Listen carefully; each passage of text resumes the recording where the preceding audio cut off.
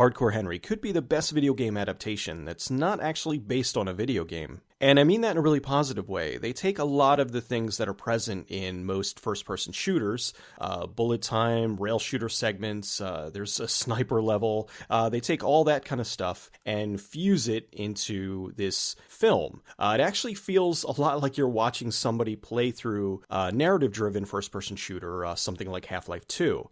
Now, the entire movie is in first-person, and I know some people were a little hesitant of that because they get motion sickness watching somebody play a first-person shooter, or certain found footage films really set them off. For me, it didn't bother me at all. Just first-person shooters don't faze me like that. I know some people do get nauseous. I was in a theater, it was about half full, and I didn't notice anyone leaving. The way they shot it, I don't think it's going to faze people that much, but I'm sure there's going to be some people out there that are affected by it, but I don't think it's going to be as bad as a lot of people are expecting. The movie starts off in this lab. This guy named Henry is waking up, and he has gotten parts of his body blown off. His leg is missing, and his arm is missing. And his wife is there. She's this researcher in this lab, and she's rebuilding him. Cue the $6 Million Man music. Another video game trope that's in there is he wakes up and he has amnesia. So as the movie progresses, he starts to remember more and more, and a lot of it's told through cutscenes.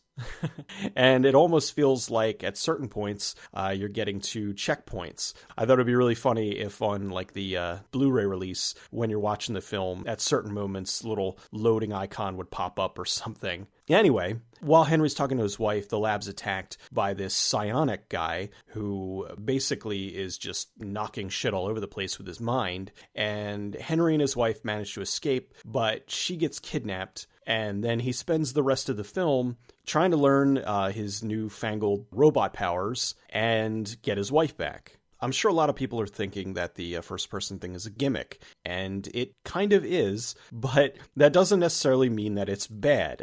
There's been a lot of gimmicks over the years. The found footage thing at one point was a gimmick, and now it's a genre, for better or worse. I don't see this particularly taking off. I'm sure if it does well, there'll be copycats, but they knocked it out of the park the first time. For the first movie to do the entire thing in first person, they did an excellent job. The action lets up just enough for you to kind of catch your breath. The story slows down to give you enough information, and then back into the action and push things forward. And when I say action, holy shit. There are some very outlandish stunts in this. I'm really looking forward to seeing how they did this, because being that the whole movie is told from the first person, they've got, I'm guessing, the actor with the camera strapped to his head. You can tell where they make their cuts, because the movie is not entirely seamless. Like, it does kind of jump ahead a little bit for narrative purposes. So it doesn't,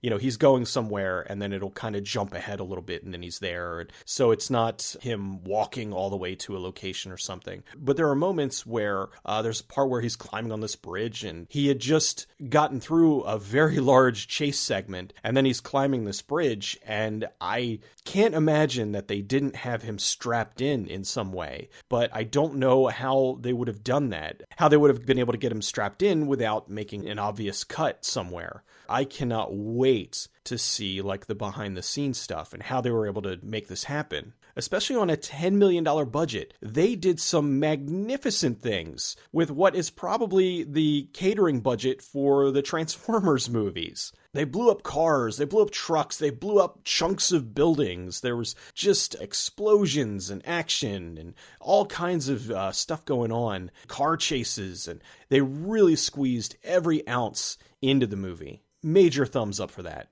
The only downside is that because it's in first person, sometimes things get lost in the blur of the action. It's not shaky cam per se, because there's no way for them to have been able to do this without having the camera flinging around all over the place. Whereas shaky cam is really irritating because there's an action sequence going on in front of you, and they're either zoomed in too close or shaking the camera all over and you can't tell what's going on. In this, you're seeing what's going on, but it's all happening so fast that sometimes stuff just gets lost in the mix. Although, like I said, there were a couple of bullet time moments, and they were really cool. There was a fair amount of parkour in the film, and that was awesome, seeing like some first-person parkour segments, especially during one rather long chase sequence. That was the one where they went into the bridge. Very cool. Also, in the trailer, they used Don't Stop Me Now by Queen, and they actually used that in the movie as well. And the time that they used that worked really well. There was this